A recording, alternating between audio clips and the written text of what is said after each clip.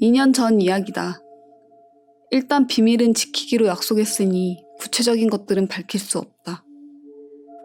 어딘지 특정 지을 수 있는 대부분의 요소는 생략할 예정이니 감안하고 들어주시길 바란다. 고등학교 3학년 여름방학 때 일이다. 나와 친구 5명은 수험 공부 때문에 피로도 쌓였고 고등학교 마지막 여름방학이니 어디 여행이라도 가자고 의견을 모았다. 다만 이미 여름방학이 시작된 후였기 때문에 유명한 관광지에는 죄다 예약이 차 있어서 취소 나는 곳을 기다려야 하는 상황이었다. 당연히 숙소를 찾는데 꽤 애를 먹었다. 그리고 겨우겨우 지방에 있는 펜션에 빈 방이 남았다는 정보를 인터넷에서 확인했다. 다들 신나게 놀 수 있다면 어디든 상관없다기에 바로 거기로 가기로 의견을 모았다. 여행 당일, 이른 아침에 출발해 오전 중에 숙소에 도착했지만 거기서 조금 문제가 발생했다. 아무래도 여행 대리업체랑 펜션 관리 조합 사이에서 의사 전달이 꼬인 것 같았다. 우리는 오늘부터 2박 3일 일정을 잡고 왔는데 정작 펜션 측에서는 우리가 사흘 뒤부터 묵는 걸로 알고 있던 것이다. 당장 방은 꽉 차서 묵을 수가 없다는 것이었다. 우리는 여기까지 왔는데 그게 무슨 소리냐며 불평을 늘어놓았다. 처음에는 근처 산기슭에 있는 호텔을 소개해주겠다고 했지만 우리는 그냥 여행을 왔다기보다는 방에서 떠들썩하게 밤까지 노는 게 목적이었으니 계속 거부했다.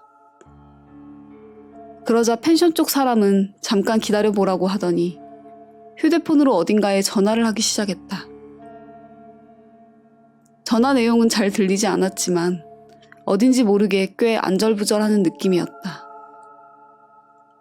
그대로 15분 정도 통화를 하더니 뭔가 결정된 듯 우리에게 다가왔다. 근처에 임대 별장이 있는데 거긴 어때? 우리 잘못이니까 요금은 펜션 방값에서 30% 빼줄게.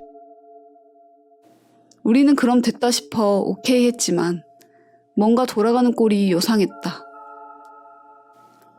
아무래도 그 임대 별장은 오랫동안 쓰지 않았던 곳인 것 같았다. 준비와 청소에 시간이 좀 걸릴 거라는 것이었다. 그 사이 우리들한테는 교통비랑 수족관 할인권을 줄 테니 거기서 시간을 보내다 저녁쯤에 오라는 것이었다. 그 수족관과 펜션과는 꽤 떨어진 곳에 있었다. 우리가 돌아오고 나니 이미 저녁 6시가 가까운 시간이었다. 준비하는데 이렇게 시간이 오래 걸린다니. 완전 버려져 있던 데 아니야? 가보니까 무슨 폐허만 있는 거 아니냐? 왠지 이상하네. 찝찝한데. 우리는 온갖 불만을 말해가며 관리사무소로 향했다. 펜션으로 돌아오자 아까와는 다른 아저씨가 기다리고 있었다. 준비가 끝났다며 우리를 15분 정도 거리에 있는 숲속 별장으로 안내했다. 거기는 정말 완전 숲속이라 주변에는 아무것도 없고 암만 큰 소리로 떠들어봐야 들을 사람도 없을 것 같은 곳이었다. 그 아저씨 말에 따르면 한동안 사람이 오질 않아 정리하는 데 시간은 걸렸지만 전기도 수도도 가스도 다 멀쩡하다는 것이었다. 휴대폰은 안 터지지만 관리사무소로 연결되는 직통 전화가 있으니 아무 문제 없을 거라며 계속 설명을 해주었다. 우리는 뭔가 아저씨가 필사적이라 불안해졌지만 이제 와서 어쩔 도리도 없다는 생각에 별장 안으로 들어섰다.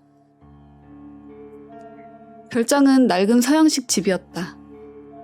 지은 지 30년에서 40년은 좋게 된 느낌이었고 내부 인테리어도 그와 걸맞게 꽤 낡아빠진 곳이었다. 다만 한동안 사람이 쓰질 않았다는 말과는 달리 꽤 깔끔했다. 지금 와서 생각해보면 깔끔했다기보다는 사람이 사용한 흔적이 거의 없다는 느낌이 맞을 것 같다. 우리는 아저씨에게 대충 별장 설명을 들었다. 2층짜리 건물이라 넓고 그리 나쁘지 않겠다는 생각에 짐을 풀었다. 저녁을 먹으려고 바베큐 준비를 하는데 아저씨가 가면서 이상한 소리를 했다. 여기는 밤이면 곰이 나올 수도 있으니까 한밤중에는 돌아다니지들 말거라. 그러면서 밤에 나다니지 말라며 신신당부를 하는 것이었다. 펜션에서 15분 거리에 있는데 곰이 다닌다고? 다들 의문을 가졌지만 한밤중에 혹시라도 사고가 나면 위험하니까 겁주는 거라고 생각하고 다들 납득한 모양이었다. 첫날은 그렇게 지나가 저녁을 먹고 숲을 잠시 산책한 후 불꽃놀이랑 게임을 한 다음 2시쯤 잤다. 그날은 딱히 이상한 일은 없었다. 하지만 다음날 친구 중 한 놈이 이상한 소리를 했다. 한밤중에 오줌이 마려워 화장실에 갔는데 밖에서 북소리가 들리더라는 것이다. 우리는 뭘 잘못 들은 거라고 넘겼고 본인도 기분 탓일 거라고 납득했지만 그날 밤 사건이 일어났다. 둘째 날 저녁에 또 고기를 구워 먹고 한가한 시간을 보내고 있었다. 할 일도 없다 싶어 우리는 낮에 찾아낸 산책길로 담력 시험을 하기로 했다. 담력 시험 도중에는 아무 일도 없었다. 우리는 재미없다고 투덜대며 별장으로 돌아오게 되었다. 그런데 별장 입구에 20대 후반쯤 되는 남자가 서서 문손잡이를 잡고 있었다. 시간은 밤 10시쯤. 이런 시간에 관리인 아저씨가 올 일도 없을 텐데 빈집 털이라도 온 걸까? 우리가 다가갔지만 그 남자는 계속 문손잡이만 잡고 서 있을 뿐 돌아보지도 않는다. 발소리나 목소리도 들리니 도둑이나 이상한 사람이면 도망칠 터였다. 하지만 그 남자는 10m 정도 거리까지 접근했는데도 가만히 서 있기만 했다. 뭔가 기분이 나빴지만 리더격인 친구와 내가 아저씨, 뭐 하시는 거예요? 라며 다가갔다. 남자의 눈앞까지 갔지만 그럼에도 그는 움직이질 않았다. 짜증이 났는지 친구는 남자의 팔을 잡아챘다. 그 순간 나와 친구는 큰 소리를 지르며 뒤로 꽁무니를 뺐다. 그 녀석의 팔을 친구가 잡아챈 순간 손목부터 10cm가량이 마치 고무처럼 쫙 구부려졌기 때문이었다. 무슨 일이냐며 다른 친구들이 다가왔다. 그리고 그 순간 남자는 우리 쪽을 돌아보았다. 겉으로 보기에는 멀쩡해 보였지만 눈은 어디를 보고 있는지 초점이 불명확했다. 입에서는 침이 질질 흐르고 가까이서 보니 옷도 너덜너덜했다. 아무리 봐도 평범한 사람은 아니었다. 우리가 멍하니 남자를 보고 있자 남자는 우리가 전혀 보이지 않는 듯 그대로 휘적휘적 숲속으로 사라져갔다. 우리는 너무 놀라 한동안 거기서 움직이지도 못했다. 하지만 계속 밖에 서 있을 수도 없는 일이라 정신을 차리고 서둘러 별장 안으로 들어가 문을 잠궜다. 다들 문이란 문은 다 잠그고 거실에 모여 방금 있었던 일에 대해 이야기하기 시작했다. 뭐야 저거? 귀신인가? 하지만 팔을 잡았잖아. 팔이 어떻게 저렇게 구부러지냐? 다들 패닉과 흥분에 젖어 이야기를 하고 있는데 이번에는 밖에서 소리가 들려오기 시작했다.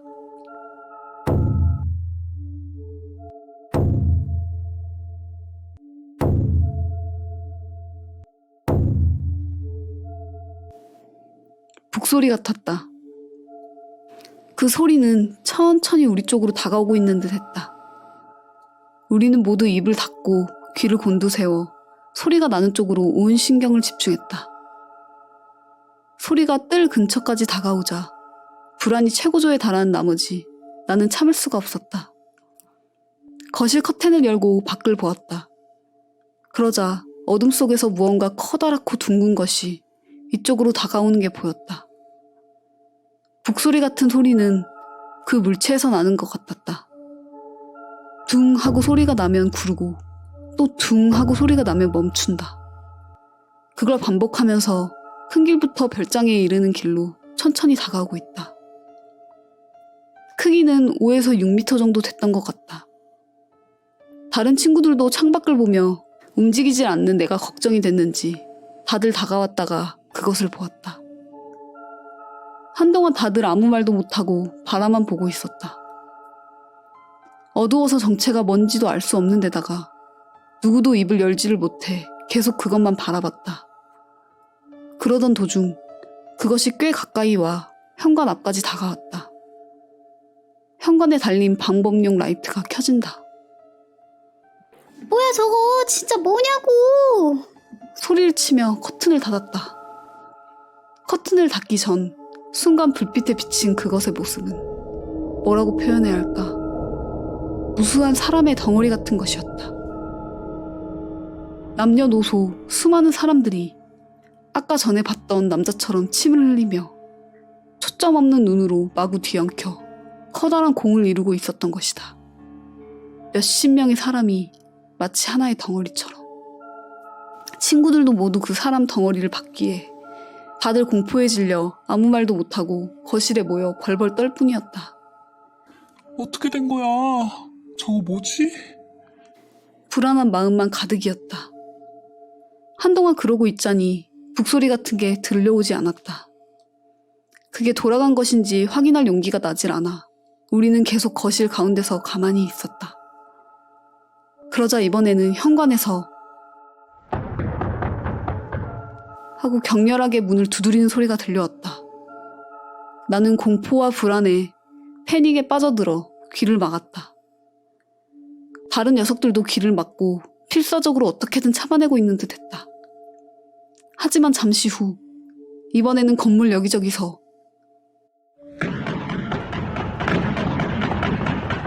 하고 창문과 벽을 수많은 사람이 미친 듯이 두드리는 소리가 들려오기 시작했다. 도저히 견딜 수 없었던지 한 친구 녀석이 입을 열었다. 전화하자 전화. 관리사무소에 직통전화 있다며. 빨리 전화해서 살려달라고 하자고. 우리는 그제야 전화가 있다는 걸 떠올리고 서둘러 현관에 있는 전화로 달려갔다. 두세 번 신호음이 울리고 별장까지 우리를 안내해줬던 아저씨가 전화를 받았다. 아저씨에게 필사적으로 사정을 설명하자 아저씨는 혼잣말처럼 중얼거렸다. 설마 아직도 나오다니? 설명은 나중에 해줄 테니까 거실에 불단이 있지? 거기 부적이랑 셀로판 테이프가 있을 거야. 그 부적을 현관문에 붙이고 기다리거라. 우리는 무슨 소리인지 이해가 안 갔지만 딱히 방법도 없고 해서 거실로 돌아와 불단을 찾기로 했다. 불단은 방 구석 천장 근처에 있었다. 의자를 써서 안을 들여다보니 정말 지폐랑 테이프가 있었다. 우리는 그걸 가지고 서둘러 현관과 거실 입구, 창문에 부적을 붙였다. 창문에 부적을 붙일 때 최대한 밖을 보지 않으려 애썼지만 한순간 밖으로 시선이 가버렸다. 밖에는 창백한 팔이 여러 창문을 두드리고 있었다. 팔 너머에는 아무리 봐도 팔의 위치와는 맞지 않는 부자연스러운 위치에 사람의 얼굴이 보였다. 그 얼굴 역시 초점이 맞지 않는 눈으로 침을 질질 흘리고 있었다. 나는 밖에 있는 그것이 어떤 상태인지 무서워서 생각조차 할 수 없었다. 몇 시간 정도 지났을까? 밖에서 해가 밝아올 무렵에야 벽과 문, 창문을 두드리는 소리가 사라졌다. 그런데도 아직 그게 돌아올지 모른다는 생각에 움직이지 못하고 가만히 있었다. 한참 있자 멀리서 차가 오는 소리가 들려왔다. 차는 뜰에서 멈췄고 여러 사람 발소리가 들려왔다.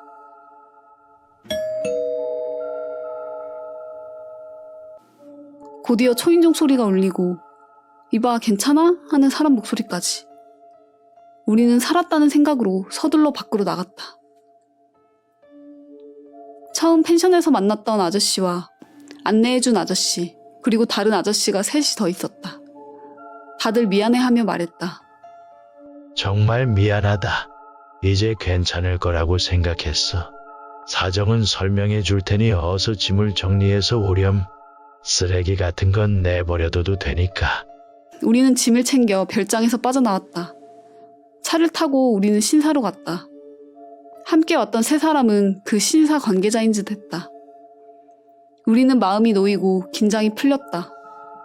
살아남았다는 기분도 강했지만 그 이상으로 분노도 치솟았다. 왜 저런 데다가 사람을 묻게 하는 건데요? 얼마나 무서웠는지 알아요? 그러자 신사의 신주 같은 사람이 이런 이야기를 해줬다. 그곳은 40년대까지는 평범한 숲이었다고 한다. 관광지 개발이 시작되면서 40년대 말부터 사람들이 들어오기 시작했다는 것이다. 개발은 순조로이 진행됐지만 그 별장은 지은 지 50년대 전반 무렵부터 이상한 일이 일어나기 시작했다고 한다. 별장이 원인인지 개발 그 자체가 원인인지 지금도 모르지만 그 북소리와 사람 덩어리가 그 무렵부터 출몰하기 시작했다는 것이다. 원래 별장 주인과 그 다음 별장을 산 사람은 거기서 묵던 도중 실종되었다고 한다. 그 탓에 매각이 되어 지금처럼 관리조합 소유의 임대 별장이 되었던 것이다. 그 후에도 몇 번이고 그 사람 덩어리는 나타났고 딱히 피해자는 없었지만 목격한 사람들에게 엄청난 불만이 이어졌기에 그 신사에서 10여 년 전 앵마기를 했다는 것이었다.